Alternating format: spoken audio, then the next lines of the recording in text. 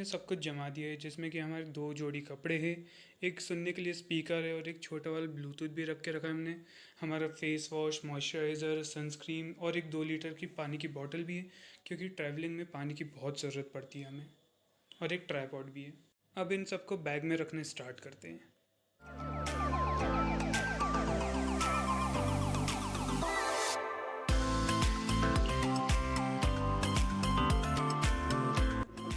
सभी का आशीर्वाद लेके मैं निकल जाता हूँ अपने सफ़र की ओर।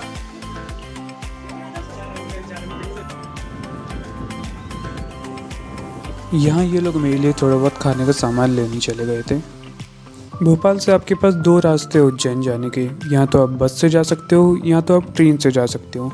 अगर आप बस से जाते हो तो आपका खर्चा लगभग 500 से 600 रुपये होगा, और अगर आप ट्रेन से जाते हो तो आपका खर्चा 300 रुपये होगा आना जाना। हम लोग ट्रेन से इसलिए गए क्योंकि हमें कंफर्म सीट मिल गई थी। अगर कंफर्म नहीं भी मिलती तो भी हम ट्रेन से ही जाते, क्योंकि वो ज़्यादा सस्ती पड़ती है हमें।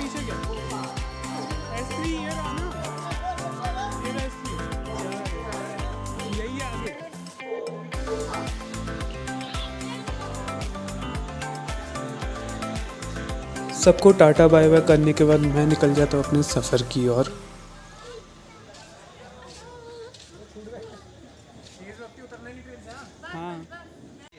मैं इस जर्नी के लिए बहुत खुश था, पर फिर मेरे को पता चलता है कि ये जो सामने इंसान बैठा हुआ है उसको आई फ्लू हो चुका है। फिर बहुत चिल्लाने के बाद हमने आखिरकार उसको सुला ही दिया, क्योंकि हम इसके साइड देख ही नहीं पा रहे थे। लगभग 4 घंटे बिताने के बाद आखिरकार उज्जैन का स्टेशन आ ही जाता है और हम लोग रेडी हो जाते हैं स्टेशन पे उतरने के लिए।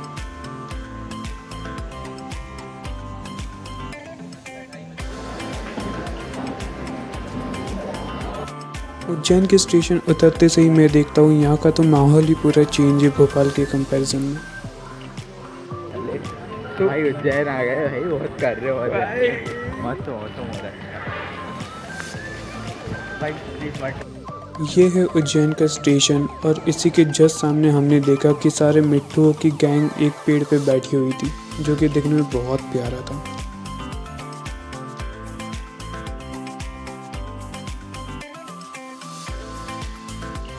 रामघाट जाने के यहाँ से 2 रास्ते थे। या तो आप पैदल जा सकते हो या तो आप ई रिक्शा करके जा सकते हो। अगर आप पैदल जाते हो तो वो लगभग आपको पड़ेगा 4 किलोमीटर, और ई रिक्शा से अगर आप जाते हो तो आपको 20 रुपये पर पर्सन का खर्चा लगेगा ही वहाँ पे।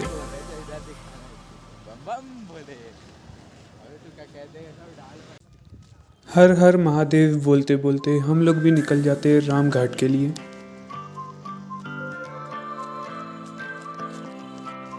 रात के 3 बजे भी यहाँ पे आपको शॉप खुली मिलेगी कपड़ों के लिए। अगर आपको शॉपिंग करनी है तो यहाँ पे महाकाल की टी शर्टें 100 रुपये की मिलती है।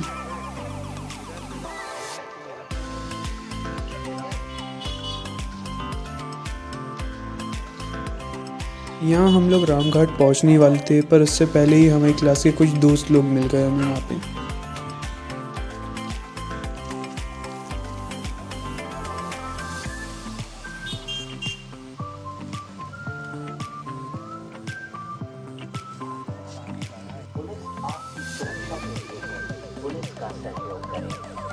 घाट में 5 डुबकी लगाने के बाद हम लोग निकल जाते हैं भस्म आरती देखने के लिए।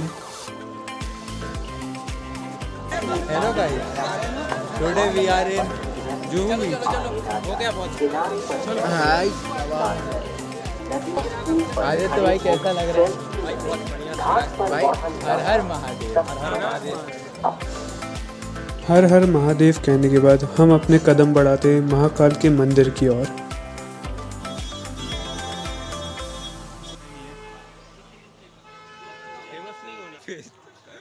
ट्रांसफर कर रहे हैं।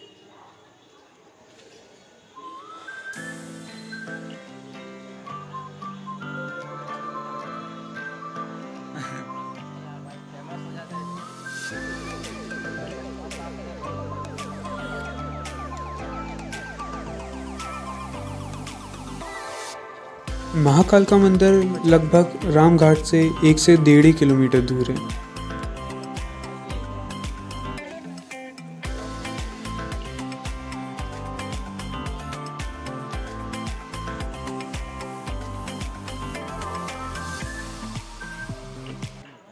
थोड़ा बहुत रास्ता भटकने के बाद फाइनली हम लोग पहुँच ही जाते हैं मंदिर पे।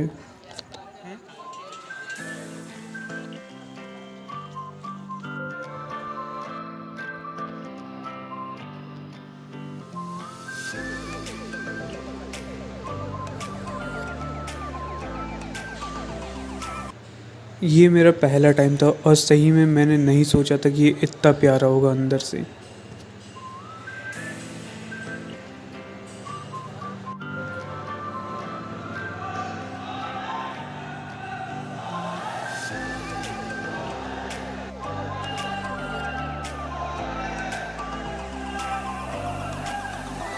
हम जिस चीज़ के लिए यहाँ पे आए थे वो कुछ ही क्षण में शुरू होने ही वाली थी, तो हमें दौड़ दौड़ के जाना पड़ा फिर उसको देखने के लिए। और हमारी किस्मत इतनी अच्छी थी कि जैसे ही हम मंदिर में एंटर हुए बस मारती शुरू हो चुकी थी, तो हमने बस मारती हुई देख ली अपनी आंखों के सामने से।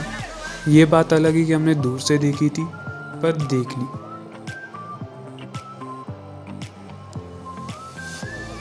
यहाँ पे ऐसा है, अगर आपको महाकाल को पास से देखना है तो आपको या तो वीआईपी एंट्री लेनी पड़ेगी या तो आपको लाइन में वापस लग के यहाँ पे महाकाल को पास से देखने के दो रास्ते हैं, या तो आपको वीआईपी एंट्री लेनी पड़ेगी या तो आपको फ्री की लाइन में लगना पड़ेगा। अगर आप वीआईपी एंट्री लेते हो तो एक दिन पहले ही आपको बुकिंग करनी पड़ती है, आपको वहाँ पे आपकी सीट मिलेगी और आप पास से महाकाल के दर्शन कर पाओगे। अगर आप फ्री की लाइन में लगते हो तो उसमें आपको लगभग 1 से 2 घंटा लगेगा, पर आप महाकाल को पास से देख पाओगे।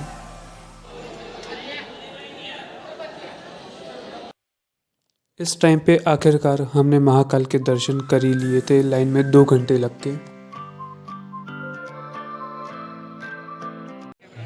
ये है श्री महाकालेश्वर ज्योतिर्लिंग।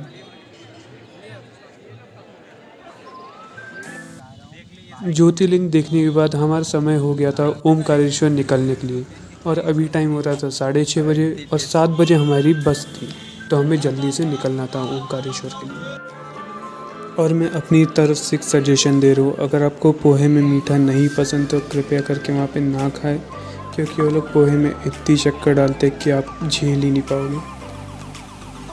उसके बाद निकल जाते हैं हम लोग अपने सफ़र के लिए। अगर आप लोग भी सोच रहे हैं महाकालेश्वर से ओमकारेश्वर जाने के लिए, तो वहाँ पे बस एक ही रास्ता है आपके पास, वो है बस। यहाँ पे 2 तरह की बस चलती है, एक तो नॉन एसी और एक एसी। अगर आप नॉन एसी से जाते हैं तो उसका खर्चा पड़ेगा आपको लगभग 220 रुपये, और अगर एसी में जाते हैं तो आपका खर्चा पड़ेगा लगभग 250 रुपये। हम लोग ने सफ़र किया था एसी में, क्योंकि हम लोग को नॉन एसी नहीं मिल पाई थी। और वैसे महाकालेश्वर से ओमकारेश्वर का रास्ता लगभग 130 से 140 किलोमीटर है। बस वाले ने 2 घंटे बस चलाने के बाद एक ढाबे पे रोका और वहाँ पे हमने पोहा खाया। मैं सही बता रहा हूँ, हर जगह का पोहा वहाँ पे इतना मीठा कि आप खा ही नहीं पा रहे, मैं खुद नहीं खा पा रहा हूँ। पोहे के अलावा आप वहाँ पे समोसा या कचौड़ी भी खा सकते हैं, कम से कम उससे आपका पेट तो भरेगा। 4 घंटे बस में बिताने के बाद हम लोग आखिरकार पहुंच ही जाते हैं ओमकारेश्वर।